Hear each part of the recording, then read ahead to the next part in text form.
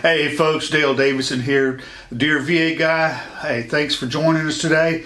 Got a good video for you today. The top 5 ways to lose your VA benefits. Okay, appreciate you for being here. Hey, look, if we're doing a good job, like and subscribe, hit those bells and whistles and all that, so you're notified when we do these videos. We do them every month, every month, and so we want you to be informed and become educated so you can make some good decisions. So here it is, the top 5 ways to lose your VA benefits.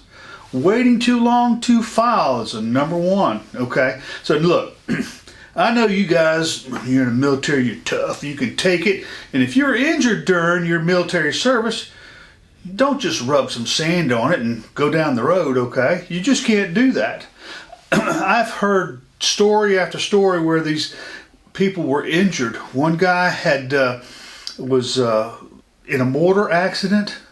Now the mortar fragment hit him in the chest. Luckily he was wearing his flak vest, but it blew him back several feet and knocked him down.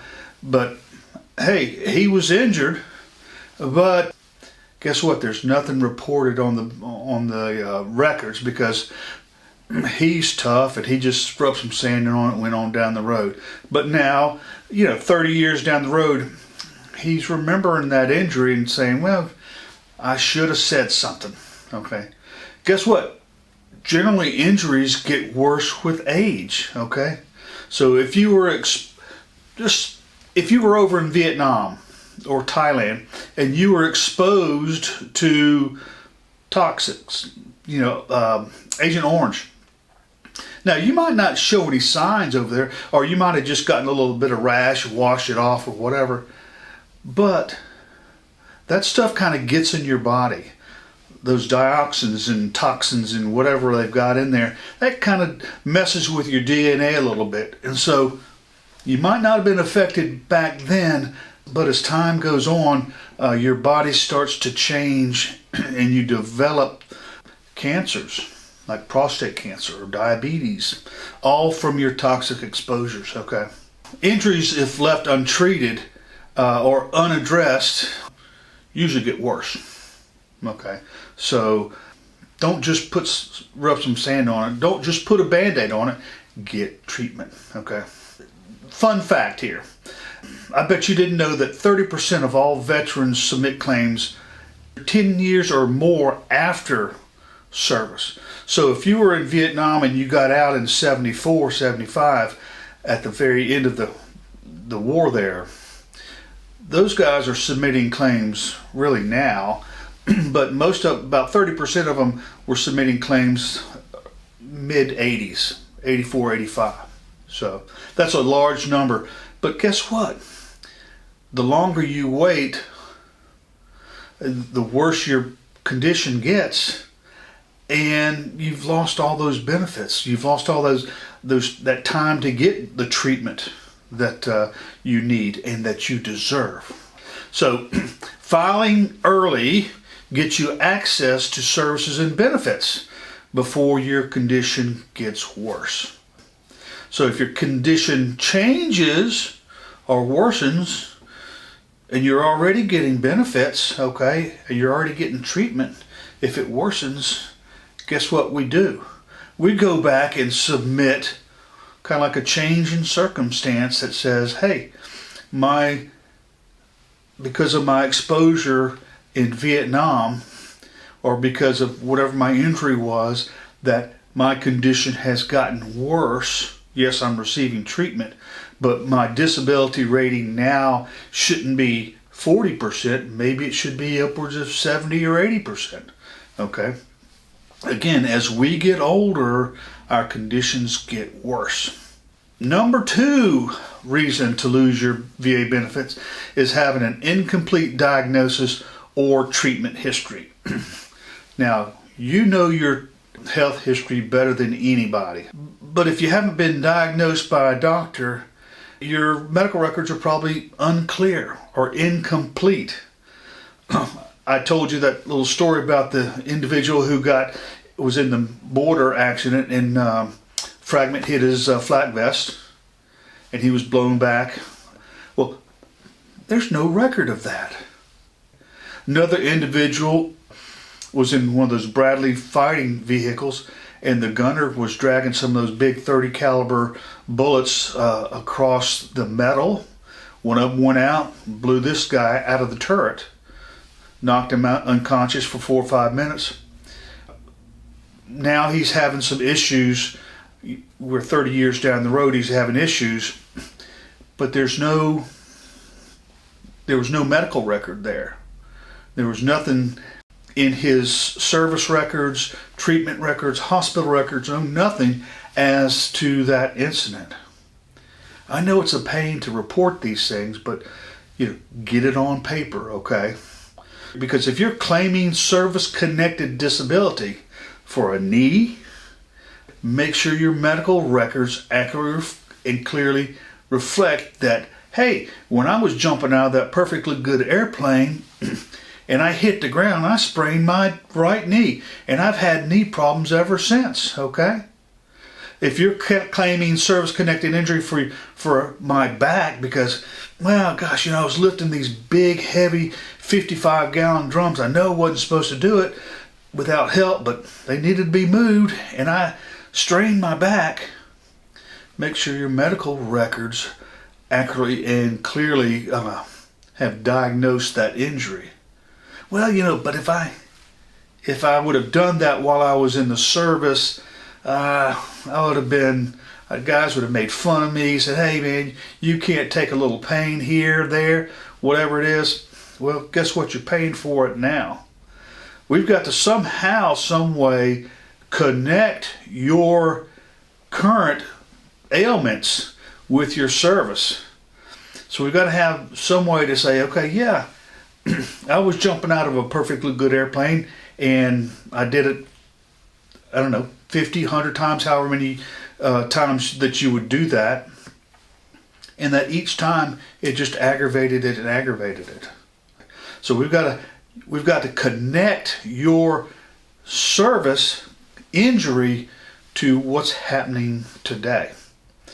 But it all has to do with making sure that you've got a complete diagnosis and your treatment history is accurate. So if you're claiming service-connected injury for PTSD, make sure that your medical records, again, accurately reflect and clearly diagnose your PTSD.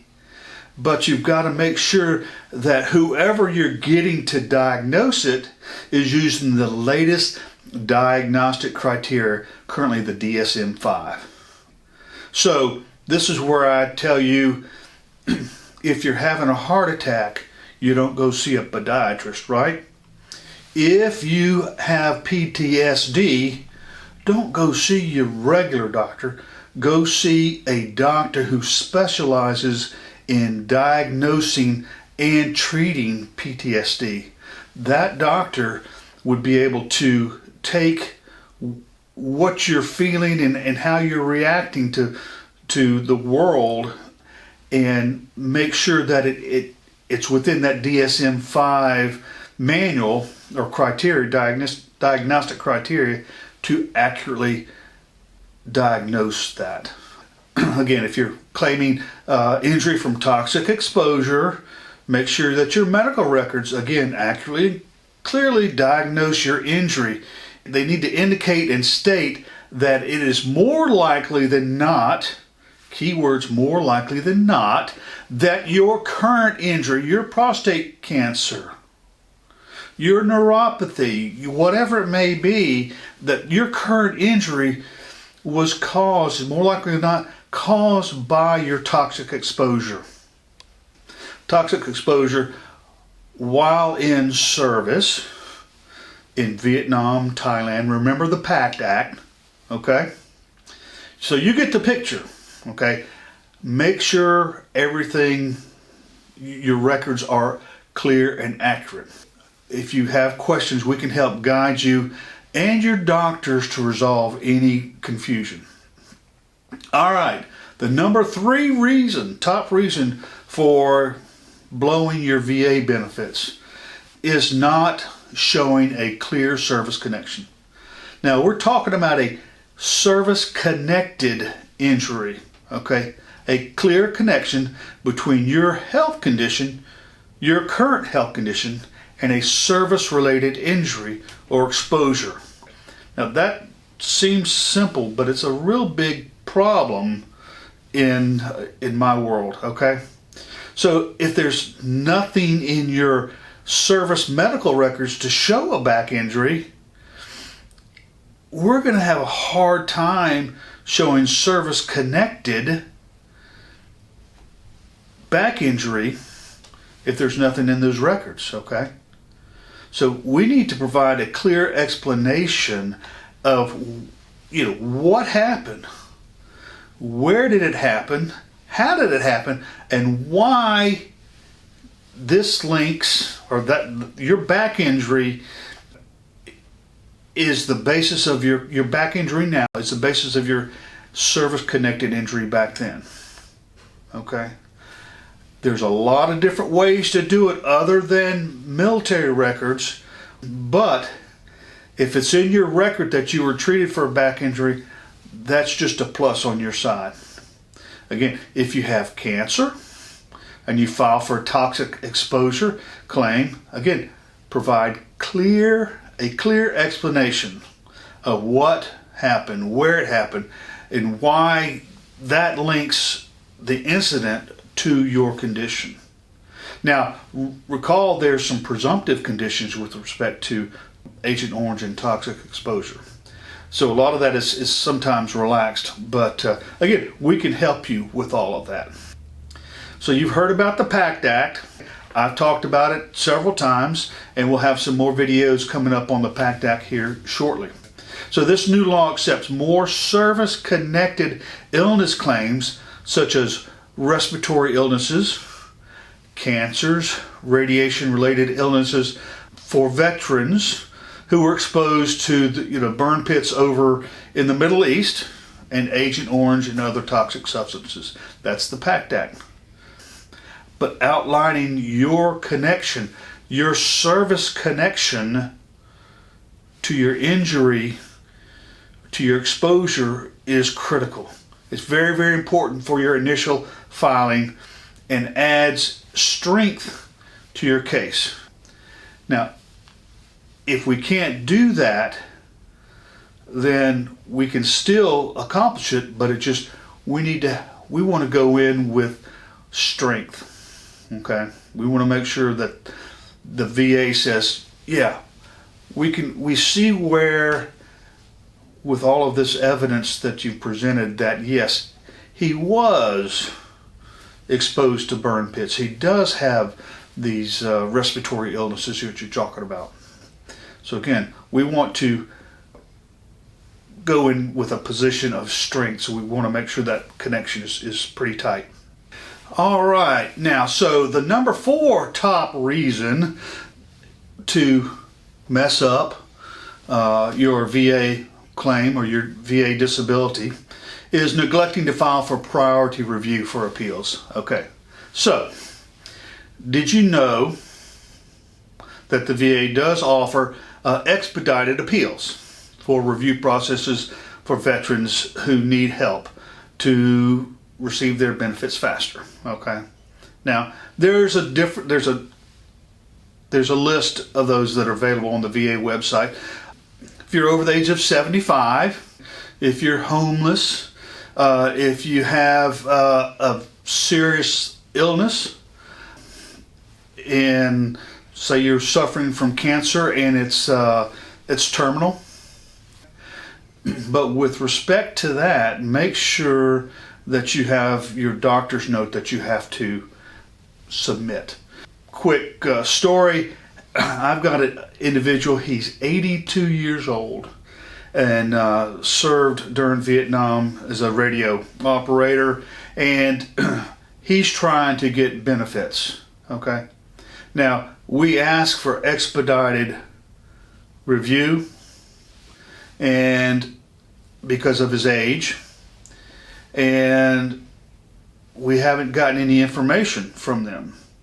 So then we call back and they go, well, I see that you asked for this, but you haven't provided us any proof that he is 82. I says, well, you have his DD-214 that has his birthday. So that's the kind of stuff we're getting from the VA. And we told him that, hey, he also has terminal cancer. And they says, well, you've got to tell, you're telling us that, but you got to give us a letter from the doctor saying that. I said, well, we provided you with the medical records from the doctor showing that he had terminal cancer. So anyway, we got them what they wanted. Guess what, though? We're still waiting on the VA to rule on this gentleman's claim. So, all right, the last, number 5, not claiming unemployability as a result of your disability. So, generally, a service-connected disability would cause you not to be able to work, right? So, why not file the claim with the VA saying that because I'm disabled, I'm not able to work. I can't be employed. I have knee problems, therefore I cannot stand long periods of time. Or I have back problems, I can't bend, I can't do certain jobs. So I'm not employable. If you are unemployable, this makes you eligible for additional compensation and insurance on top of your VA disability benefits. So, about half the veterans that we talk about don't understand this, so they've lost out on this, until they get to us, they've lost out on this benefit. But what we do is we go ahead and file for it once they come in the door. So, you don't have to have 100% disability, okay, rating, so long as you suffer from what they refer to as chronic symptoms that severely impact your employability. Whatever your symptom is causes you not to be employed out in the workforce today. Okay, it doesn't affect your current VA disability benefits.